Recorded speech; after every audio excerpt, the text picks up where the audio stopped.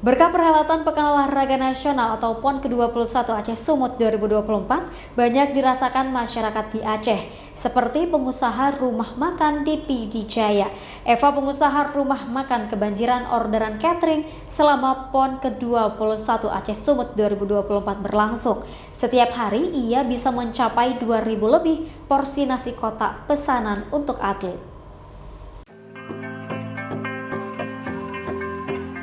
Beginilah suasana di rumah pengusaha catering di Kecamatan Bambi, Kabupaten Pidi. Puluhan karyawan disibukkan dengan pekerjaan untuk menyiapkan ribuan porsi nasi kotak setiap harinya.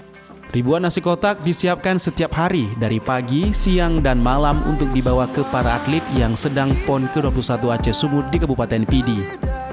Momentum Pekan Olahraga Nasional PON ke-21 Aceh Sumut 2024 ini bisa dirasakan oleh warga Kabupaten Pidi, tak terkecuali pengusaha tempat makan seperti Eva ini. Eva kebanjiran order catering di momen PON ke-21 Aceh Sumut 2024. Setiap hari, ia bisa menyediakan makanan mencapai 2.000 lebih porsi nasi kotak untuk atlet PON.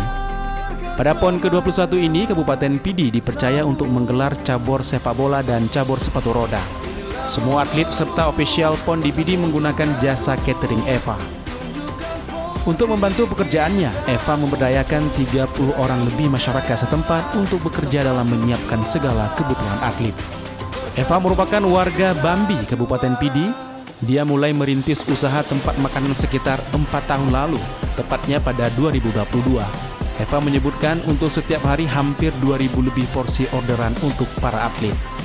Catering milik Eva merupakan catering nomor 3 terbesar di Aceh yang menjadi orderan untuk para atlet PON ke-21 Aceh Sumut 2024. Maka itu Eva sangat menjaga kualitas dari segalanya. Yang kami bagi untuk atlet PON, standar seperti menu yang dikirim, ini ayam, udang, sayur, nasi, ya sedikit buah. Menunya ganti-ganti, macam pagi tadi daging sama telur, siang udang sama ayam, malamnya ikan sama ayam lagi. Dari Kabupaten Pidi, Jamal Pangwa, iNews melaporkan.